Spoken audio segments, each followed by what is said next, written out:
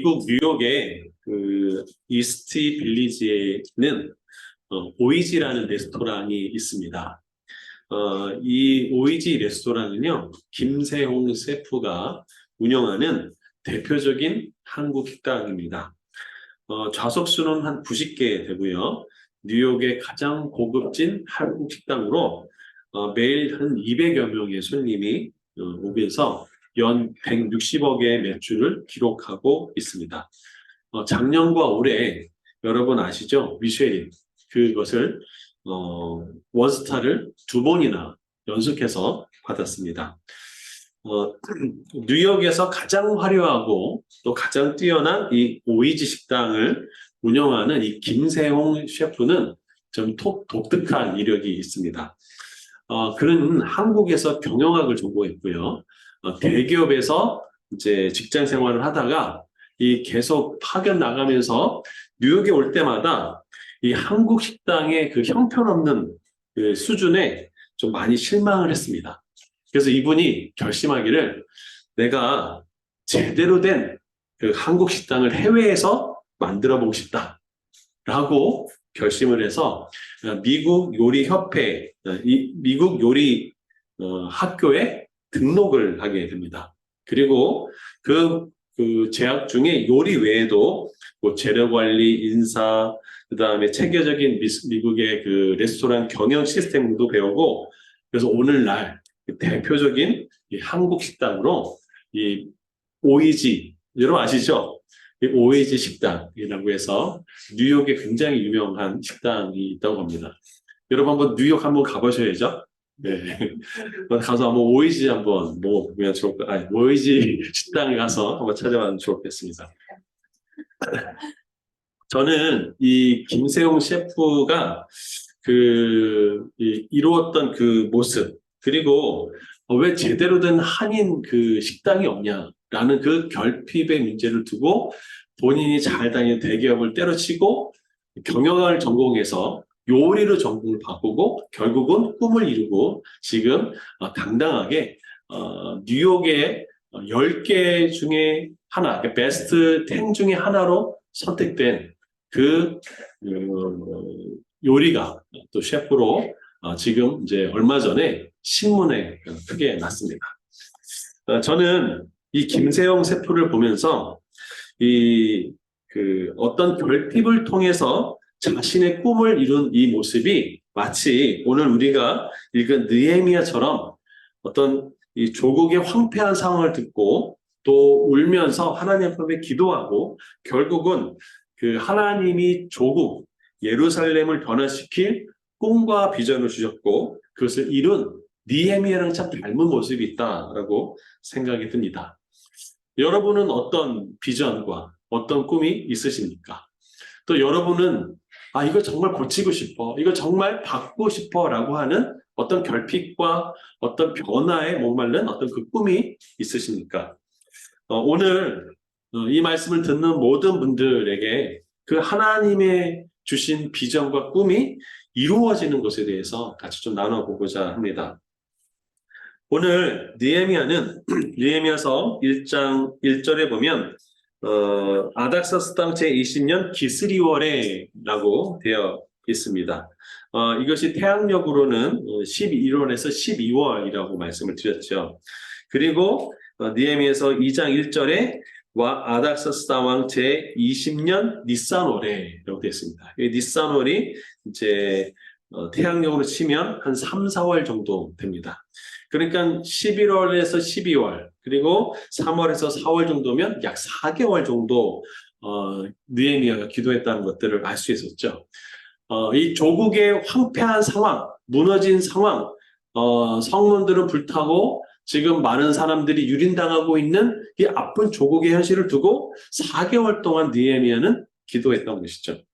여러분 그 4개월 동안 느헤미야가 그 기도한 가운데 두 가지가 일어납니다. 첫째는요, 느헤미야 1장 11절에 이렇게 되어 있습니다. 오늘 종이 형통하여 이 사람들 앞에서 은혜를 입게 하옵소서 하였더니 그때 내가 왕의 술관원이 되었다는 것입니다. 그 4개월 사이에 왕의 술관원이 되었습니다. 또 하나 일어난 것은 느헤미야서 2장 12절에 내 하나님께서 예루살렘을 위해 무엇을 할 것인지 내 마음에 주신 것, 이것을 느헤미야는 받았던 것이죠. 다른 말로 말하면 하나님의 느헤미야가 주신 비전, 꿈, 이런 것이죠. 여러분은 하나님이 주신 비전과 꿈이 있으십니까? 자, 오늘 그 4개월 동안 느헤미야가 받았던 두 가지, 술 맡은 관원이 되었고 또 하나님이 주신 그 예루살렘을 향한 비전을 느헤미야는 품었던 것이죠. 그런데 오늘 본문은 되게 느헤미야가 왕 앞에서 나와서 그가 가지고 있던 그런 실질적인 문제들이 한꺼번에 훅 풀리는 상황을 볼 수 있습니다. 2장 1절에 이렇게 돼 있죠. 왕 앞에 포도주가 있기로. 그렇습니다. 왕 앞에 포도주가 있는 거죠. 이런 왕 앞에 포도주가 있어야 술반원이 가서 맛을 보고 괜찮은지 알겠죠. 자, 그러는데 그때 왕에게 술을 따르는데 이 왕이 느헤미야의 표정을 딱 보면서 무슨 일이 있구나 라고 이제 물어보게 되죠. 자, 그러면서 그 이유를 들으면서 느헤미야는 왕에게 4가지를 요구합니다. 그래서 그 4가지를 다 얻어냅니다. 좀 말이 좀 이상한데, 네 개를 얻어냈다라는 것이죠. 첫 번째가 2장 5절에 보면 이렇게 되어 있습니다. 나를 유다 땅 나의 조상의 묘실에 있는 성읍을 보내어 그 성을 건축하게 하옵소서라고 되어 있습니다. 성읍을 건축하게 달라, 예루살렘에. 두 번째는요, 2장 7절에 강 서쪽 총독들에게 내리시는 조서를 내게 주사 그들이 나를 용납하여 유다에 들어가기까지 통과하게 하소서라고 하죠. 각 검문소마다 내가 통과할 수 있는 통행증을 달라라는 것이죠. 출입을 허락해달라는 2가지를 봤습니다. 그 다음에 2장 8절에 보면 왕의 살림감독 아삽에게 조서를 내려서 내가 거기서 들어가야 될 그 만들 집, 성곽, 문을 위해서 쓸 들보, 나무의 제목을 달라라고 얘기합니다. 여러분, 성곽과 나무와 그 다음에 그 집을 만들려면 보통 나무가 있어야 되는 것은 아니겠죠. 그렇죠? 그것을 받을 수 있도록 허락을 해달라라고 얘기합니다. 그리고 2장 9절에 군대 장관과 마병을 보내어 나와 함께 하게 하시기로 라고 됐습니다. 이것은 사실은 느헤미야가 얻었다기보다 덤으로 준 것 같아요. 왜냐하면 사실 이 많은 나무를 갖고 가려면 이동도 느릴 뿐만 아니라 거기에 따른 도적들도 있을 텐데 그 모든 과정을 이 호위병으로 지키겠다는 거죠. 여러분, 혹시 이 왕 앞에서 술 따르면서 어떻게 그 짧은 시간에 그 짧은 문답 속에서 어떻게 이 많은 정말 굵직굵직한 이 4가지 요청 사항을 다 얻어낼 수 있었을까라는 것이죠. 여러분, 그 이유가 뭐라고 생각하십니까? 저는 그 이유를 첫 번째, 느헤미야는 하나님께로부터 온 비전을 받았던 사람이라는 것이죠.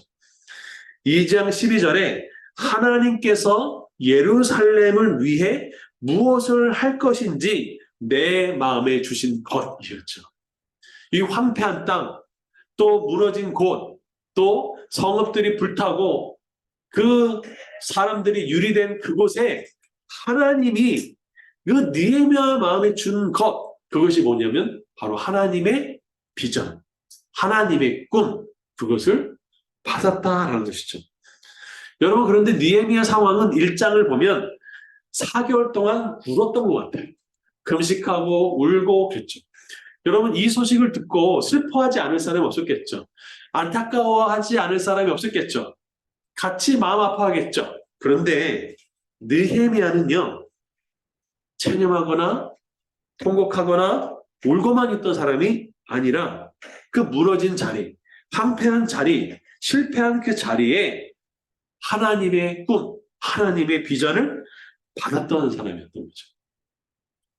여러분, 우리가 때때로 힘들고 어려운 순간들이 있을 수 있죠. 근데 그 자리에서 하나님이 주신 비전, 하나님이 주신 꿈을 받았던 사람, 그게 바로 누굴까요? 느헤미야였던 것이죠. 그는 그 기도하는 자리, 그 자리에서 하나님이 느헤미야에게 주신 예루살렘을 위해서 무엇을 하라고 하는 그것을 받았던 사람이죠. 여러분, 하나님의 비전과 꿈은 어디서 받을까요? 저는 바로 기도하는 자리라고 생각합니다. 우리가 때때로 살다 보면 낙심할 때도 있고 실패할 때도 있고 이거 끝났어 라고 하는 절망적인 순간, 그런 자리에 있을 수 있겠죠. 여러분, 그런데 아무리 절망적인 상황이라 할지라도 그 자리에서 기도하고 그 자리에서 하나님께서 소망을 주시면서 하나님의 비전과 꿈을 받는다면 그 자리는 절망의 자리가 아니라 그 절망의 자리에서 일어나서 하나님의 꿈과 비전을 성취하는 역전의 자리가 될 거라고 저는 생각합니다. 아멘? 여러분, 그런 은혜의 자리가 있을 거라고 생각합니다. 여러분, 야곱이 형 에서의 낯을 피해서 베델에서 하나님을 만났죠. 그 하나님의 사닥다리가 오르락 내리락 하는 그 자리. 여러분, 내가 평생 있었던 그 자리에서 벗어나서 이제는 도망자의 신세가 된 그 자리에서 야곱은 하나님을 만났던 것이죠. 그 돌아온 길은 또 어땠을까요? 그 돌아오는 길에 형이 400명의 군사를 거느리고 온다는 걸 알았어요. 그가 할 수 있는 모든 최선을 다했죠.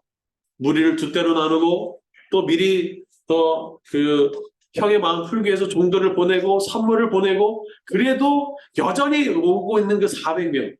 나중에는 그 야곱이 혼자 약복강에서 하나님과 씨름했던 그 자리. 여러분, 그 자리를 통과했을 때 놀랍게도 형과 그쪽으로 화해하는 그 인생의 길이 열렸던 거죠. 여러분, 하나님의 꿈과 비전 언제 받을까요? 저는 예수님의 모습을 보면서 예수님도 늘 하루하루마다 기도하는 순간마다 새로운 비전을 받았다라는 것들을 생각해 봅니다. 우리 마가복음 1장 35절부터 39절 같이 교독하면서 읽어볼까요? 제가 먼저 읽겠습니다. 새벽 아직 밝기 전에 예수께서 일어나 나가 한적한 곳으로 가사 거기서 기도하시더니 시몬과 및 그와 함께 있는 자들이 예수의 뒤를 따라가 만나서 이르되 모든 사람이 주를 찾나이다. 이르되 우리가 다른 가까운 마을로 가자. 거기서도 전도하리니 내가 이를 위하여 왔노라 하시고, 이에 온 갈릴리에 다니시며 그들의 여러 회당에서 전도하시고 또 귀신들을 내쫓으시더라. 아멘.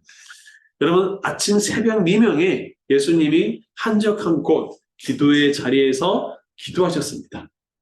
그리고 그날 하나님이 주신 마음, 하나님이 주신 비전을 가지고 나왔죠. 근데 그때 제자들이 와서 예수님, 어제 만났던 사람들이 주님을 찾아요 라고 했더니 주님이 이렇게 얘기했죠. 자, 우리가 다른 곳으로 가자 라고 얘기합니다. 사람들의 필요가 중요하겠죠. 그러나 그때 내가 거기 가서 전도하리라, 나는 이를 위해서 왔노라 라고 말할 수 있었던 것은 하나님이, 그 성부 하나님 아버지가 예수님께 오늘 네가 어디로 가야라고 하는 그 비전을 주셨기 때문에 가능한 것이라고 생각합니다. 아멘. 여러분, 그것이 바로 하나님이 우리에게 주시는 하루하루의 비전이고, 느헤미야에게는 조국을 변화시킬 수 있는 그런 비전을 주셨던 것을 알 수 있습니다. 여러분, 사도 바울은 로마로 가는 비전을 받았습니다. 너도 로마로 갈 거야 라고 얘기합니다. 여러분, 로마서 1장 10절에는 바울이 로마로 가고 싶어요 라고 하는 그 간절함이 담겨져 있어요. 로마서 1장 10절에 어떻게 하든지 이제 하나님 뜻 안에서 너희에게로 나아가 좋은 길 얻기를 구하노라 그래요. 로마서는 사도 바울이 한 번도 로마로 가보지 못하고 쓴 편지가 로마서입니다. 그래서 로마서 1장 10절에는 어떻게 하든지 하나님 뜻 안에서 너에게 나가 좋은 길 얻기를 원한다고 바울이 이야기하고 있는 것이죠. 여러분, 그런데 그 기도 제목이 사도행전 23장 11절에 이루어집니다. 한번 읽어볼까요? 시작. 그날 밤에 주께서 바울 곁에 서서 이르시되 담대하라. 내가 예루살렘에서 나의 일을 증언한 것 같이 로마에서도 증언하리라 하시니라. 여러분, 그 바울이 로마서에 썼던 그 간절한 기도가 사도행전 23장 11절, 사도 바울이 3차 전도행을 마치고 예루살렘에 들어왔고 거기에서 사람들의 오해를 받아서 막 공회에서 잡혀 죽일 뻔하고, 그리고 그 바리새인들과 사두개인들이 막 서로 다투는 그 와중 속에 혼란한 그날 그 감옥 속에 주님이 말씀하시죠. 네가 오늘 예루살렘에서 나를 증언할 것 같이 로마서 증언하리라 라고 합니다. 여러분, 그런데 그 다음날 들려오는 소식이 뭔지 아십니까? 사도행전 23장 12, 13절에는 이렇게 됐습니다.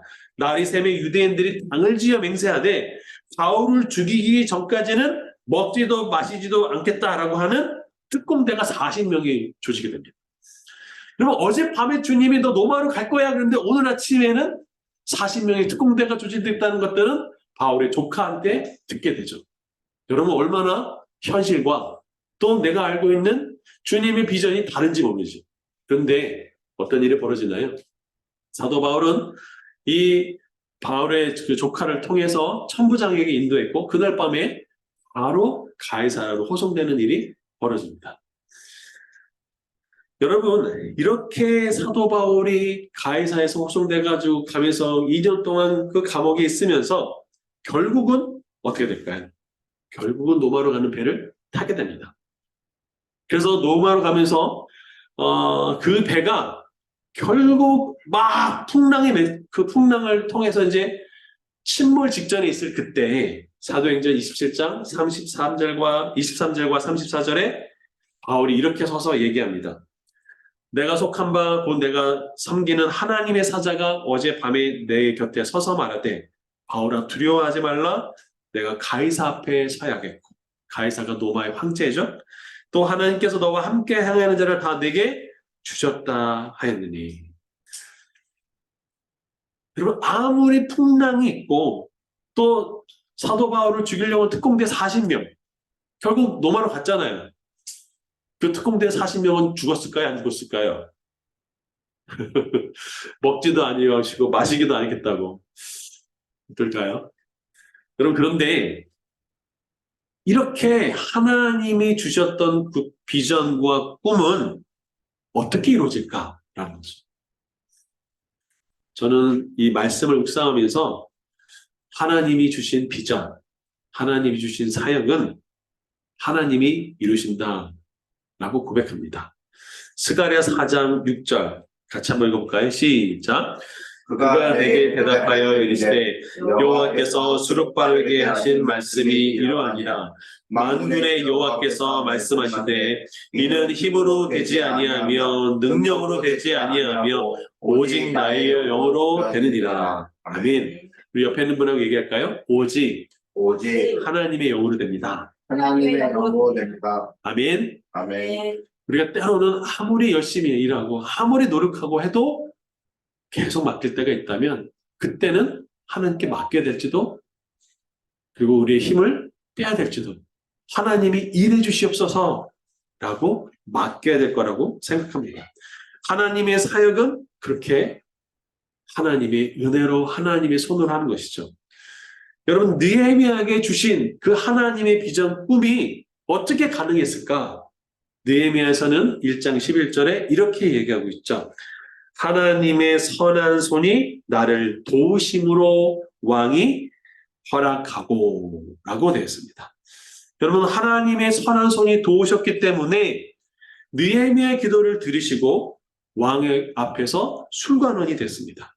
느헤미야 2장 1절에는 왕 앞에 포도주가 있기로, 왕 앞에 포도주가 있기 때문에 술관원이 필요했다고 하시죠. 여러분, 술관원은 술이 있을 때, 포도주가 있을 때 왕 앞에 나갈 수 있는 기회가 없는 거예요.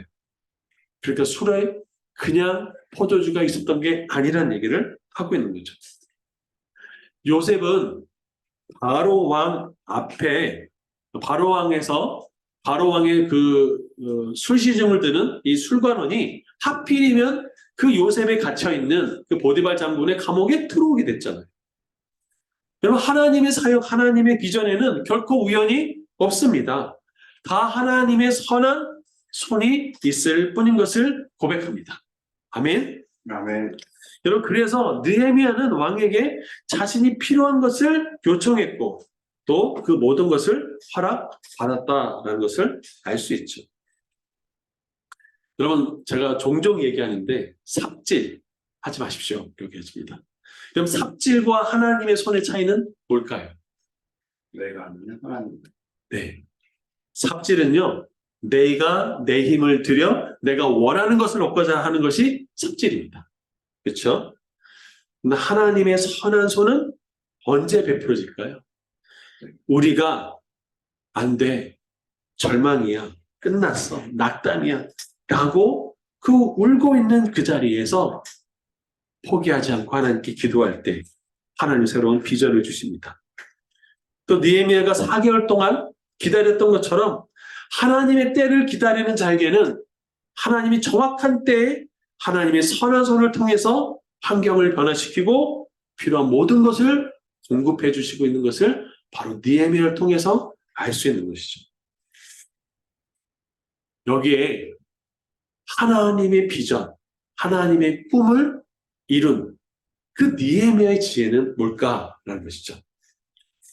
저는 이 느헤미야서 2장을 묵상하면서 느헤미야는 그 4개월 동안 초조하거나 조급하거나 성급하지 않았다라는 거죠. 느헤미야는 그 4개월 동안 하나님이 예루살렘에서 무엇을 할 것이라고 하는 그 비전을 받았어요. 근데 느헤미야는요, 거기서 한 걸음 더 나가서 그 비전이 어떻게 하면 이루어질 수 있을까라는 것들을 사전 조사하기 시작했습니다. 그래서 거기 가려면 통과해야 되는 그 통행증이 필요하고, 거기 가서 실제로 성전을 무너진 성전을 또 성막을 또 집을 짓기 위해서는 나무가 필요하다라는 것들을 알았어요.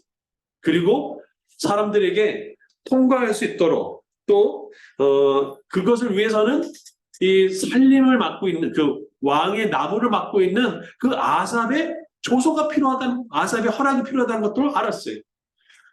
하나님의 비전을 받았지만 아무것도 안 하고 그냥 입을 쫙 벌리고 감나무에서 감이 떨어지길 바란다는 것은 말이 안 되는 거죠. 느헤미야는 하나님이 주신 비전을 받았고 그것을 성취하기 위해서 조사했고 그것을 위해서 필요한 것이 무엇인가를 준비를 다 했던 것이죠. 그리고 그가 짧은 순간 야, 너 무슨 일인데? 너 왜 안식이 안 좋아? 라고 했을 때 그가 제가 살고 있는 저희 조상했던 그 예루살렘이 완전히 황폐하게 됐습니다. 그러니 제가 어찌 그것을 얼굴에 수심이 가득하지 않겠습니까? 라고 했을 때 왕이 한마디 하지. 내가 뭘 해줄까? 여러분 그때 버버버버 해가지고 글쎄요 머리 그적그적거리면 안 되는 것이죠. 그때 왕에게 착착착착 얘기했던 것이죠. 바로 그 자리에 나올 수 있도록 준비했던 것. 하나님이 주신 비전과 그것을 이루기 위해 느헤미야의 그 준비가 결합됐을 때 하나님이 그 모든 것들을 이루어지도록 했던 것이죠. 느헤미야는 이렇게 고백하죠. 내 하나님의 선한 손이 나를 모하심으로 도우심으로. 왕이 어떻게 하셨어요? 하였던 거. 여러분 한두 푼 들어가는 거 아니에요. 심지어 군대까지 빌려줍니다. 여러분 한 사람을 위해서 많은 재산의 것들을 뿐만 아니라 병력을 빼가지고 그를 호위하게 하는 거, 여러분 그 보통 일이 보통 결단이 아니라는 것들을 아는 것이죠. 여러분 결정적인 순간에 하나님께 기도했던 느헤미야의 모습도 볼 수 있죠. 내가 너에게 무엇 해주기 원하냐? 라고 했을 때 2장 4절에 보면 내가 곧 하늘의 하나님께 뭐하고요? 묵도하고.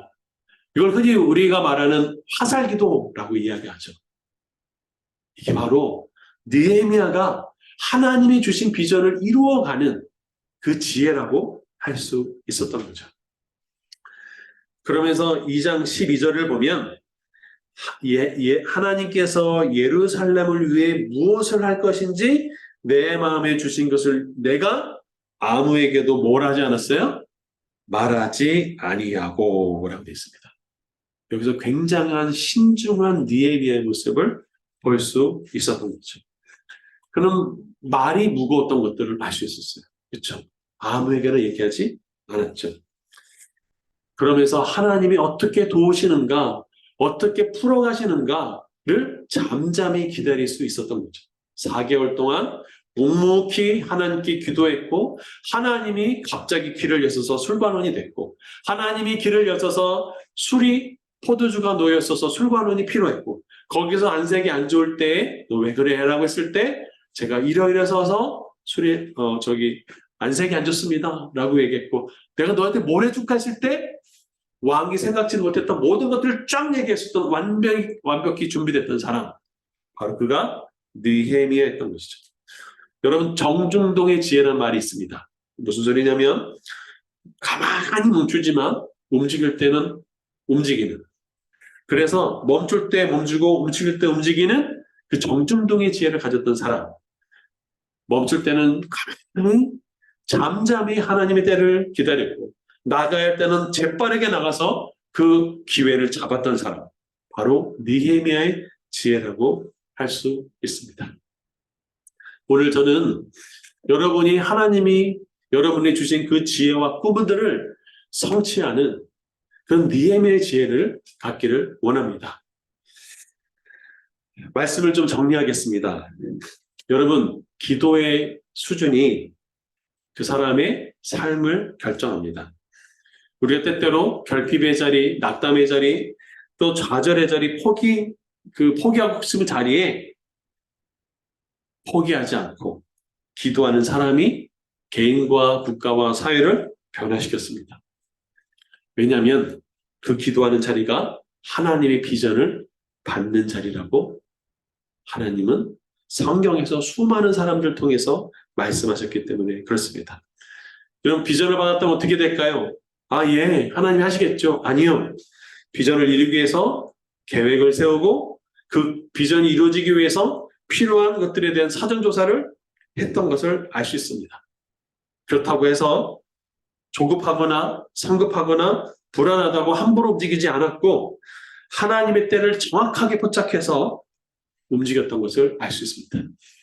하나님의 꿈을 내 힘으로 이루어지려고 하는 삽질하지 아니했고 하나님의 선한 손이 역사하는 것들을 그의 가슴 속에 두고 그의 가슴 속에 하나님의 비전을 품고 묵도했던 사람, 그가 바로 느헤미야였던 거죠. 그 비전이 이루어지고 구체화되고 현실화되는 그 이장의 순간들이, 그 결정적인 순간들이 여러분에게 또 저에게 있기를 기도합니다. 그 하나님의 지혜를 가지시기를 축원합니다. 아멘. 우리 시간에 좀 같이 기도할까요?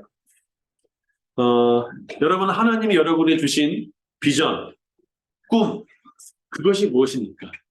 혹여 여러분이 지금 내 삶에 어떤 결핍의 자리, 뭔가 풀리지 않는 자리, 뭔가 낙담하고 감이 막혀있는 그 자리라면 그 자리가 어쩌면 하나님이 기도하는 자리라고 이야기할 거라고 생각합니다. 거기서 기도할 때 하나님이 내게 주신 그 비전, 하나님이 내게 주신 어떤 소망, 하나님이 주신 내게 어떤 꿈이 하나님 부어지게 해주시옵소서. 그래서 그 비전이 이루어지도록 제가 준비하고 나갈 때 하나님의 선한 손이 나를 어떻게 도우는지 묵도하며 나가게 해주시고 하나님 주신 그 기회를 결코 놓치지 않고 잡아낼 수 있는 그 지혜와 용기를 허락해달라고 이제 같이 주여 한번 부르며 기도하기 원합니다. 주여.